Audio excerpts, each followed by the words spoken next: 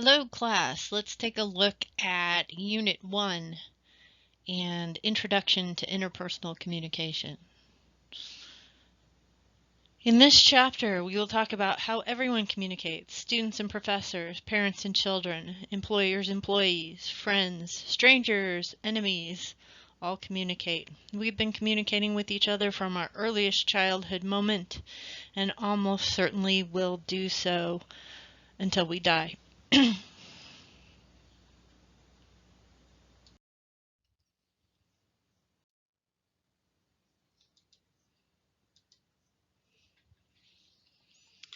So why study an activity you've done your entire life? First, studying interpersonal communication will give you a new look at a familiar topic. For instance, you may not have realized that you can't not communicate, or that more communication doesn't always improve relationships. A second compelling reason is that we could all stand to be more effective at doing so. Perhaps both you and I would agree that being able to communicate better can help in relationships in the workplace and as a student as well. So pause for a moment and take a mental list of communication problems you've encountered. You'll probably see that no matter how successful your relationships are at home, with friends, at school, at work, there's plenty of room for improvement in your everyday life. So let's talk about interpersonal communication and what it is.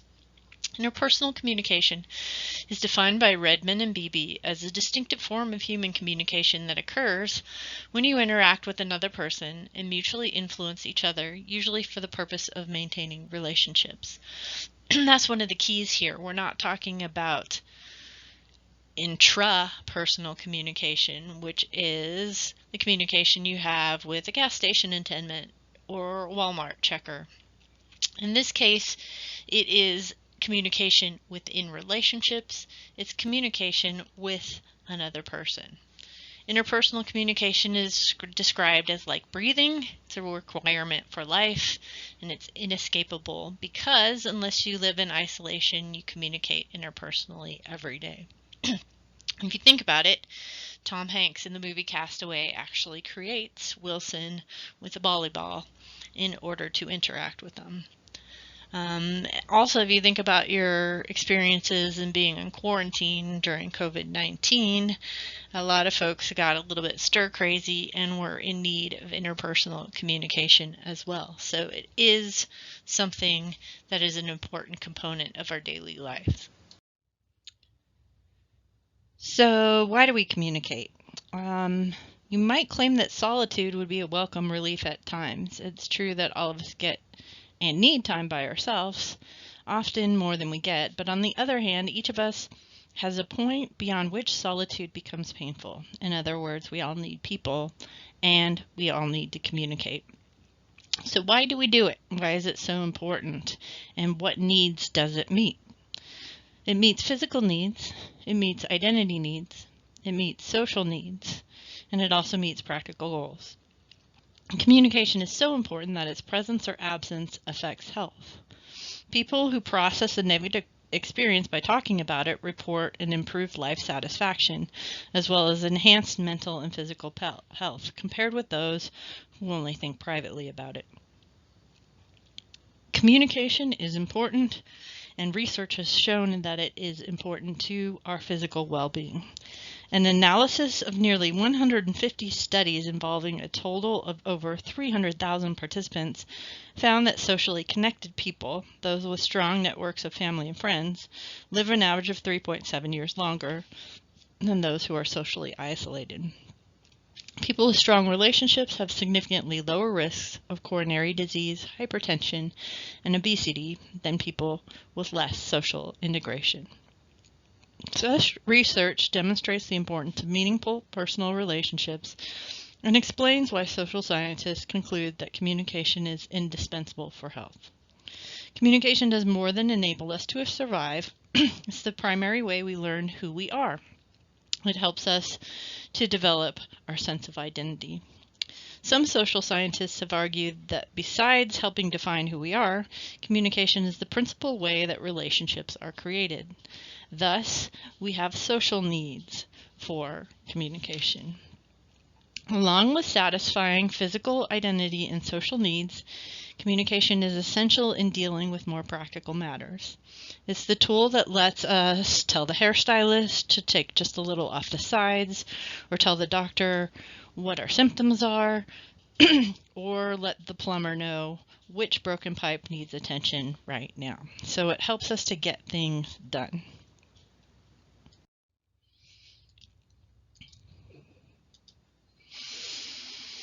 So far, we've talked about communication as if its meaning were perfectly clear. In fact, scholars have debated the definition of communication for years.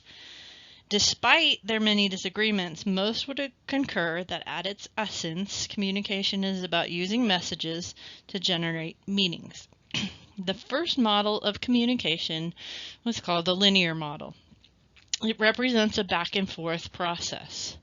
In the linear model of communication, the sender encodes a message and sends it through a channel where the receiver decodes the message and processes it.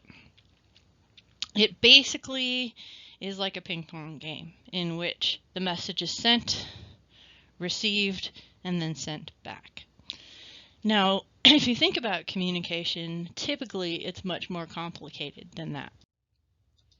So, because that model doesn't completely represent the process of communication, we also have another process that sees it as more transactional. A transactional view of communication sees communication as something that happens with others. And if you look on the model, it shows communicator A and communicator B instead of sender and receiver. Basically, some of the components of the transactional view include environments and noise. The environment is also known as the context. It is the fields of experience that help us to make sense of others' behavior. In communication terminology, environment refers not only to a physical location, but to the personal experiences and cultural backgrounds that the participants bring to a conversation. Additionally, noise is an important component of communication and can interfere with the actual communication happening. This can happen in terms of external noise, which is outside of the receiver that can make it difficult to hear, or internal noise, which can be physiological or psychological as well.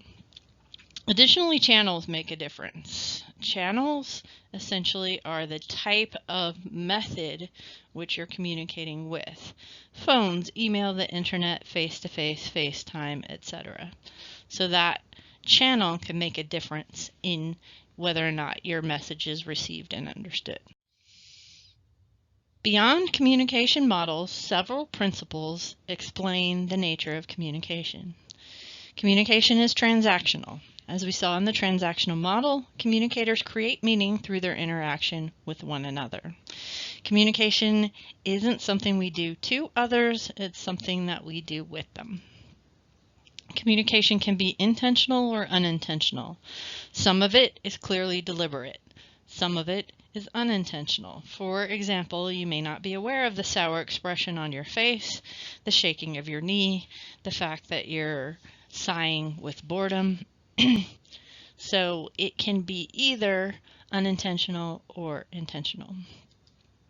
It is also important to understand that communication is irreversible. We sometimes wish we could back up in time, erasing words or acts and sending a text message, but it is like unsqueezing a tube of toothpaste. We are essentially like transmitters, constantly sending messages at all time. Additionally, communication is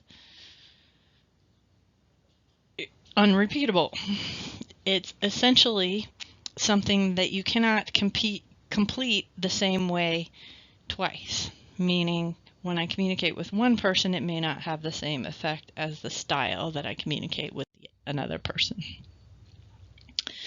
There are also some misconceptions that go along with communication. So these common misconceptions can help you to save a great deal of trouble when communicating in your personal life.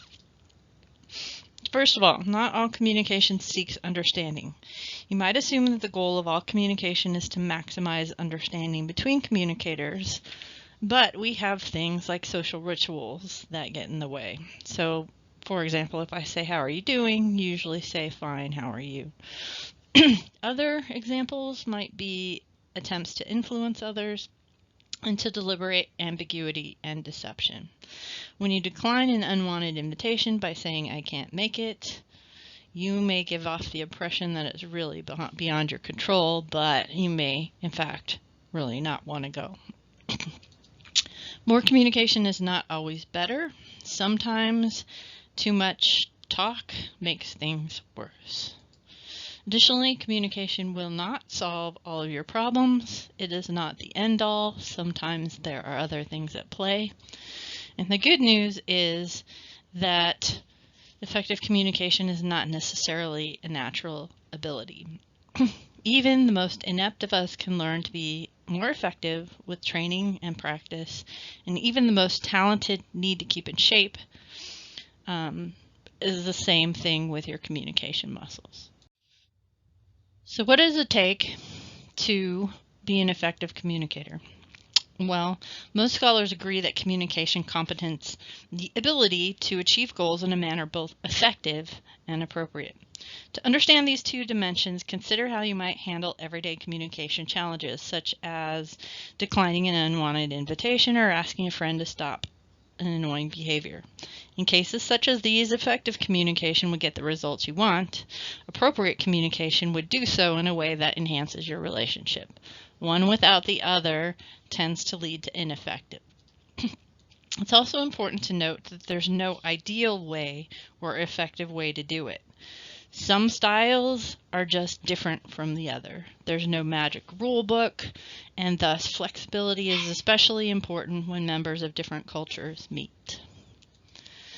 Competence is also based on situation, relation, and it can be learned. Because competent behavior varies so much from one situation to another, it's a mistake to think that competence is a trait that a person either has or doesn't have. Some situations they might be better at it, some situations they might not be. Competence is also based on the relationship. In some relationships you might be more competent than in other relationships. Although competent communication varies from one situation or another, scholars have identified several common denominators that characterize it in most contexts. The first is a large repertoire of skills. It's important to understand that good communicators don't always use the same approach. They have what we call a communication tool belt that they can pull from with a repertoire of skills. They're also adaptable. They have the ability to choose the most appropriate behavior based on the context, the goals, and the knowledge of the other person. So they're able to adapt. They also have a skill at performing. Once you've chosen the appropriate way to communicate, you have to perform it effectively. Additionally,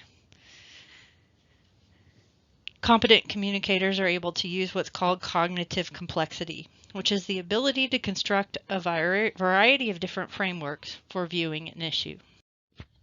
Other notable characteristics of competent communicators include empathy and self-monitoring. Empathy is when we take the perspective of the other person and try and understand their perception and their point of view.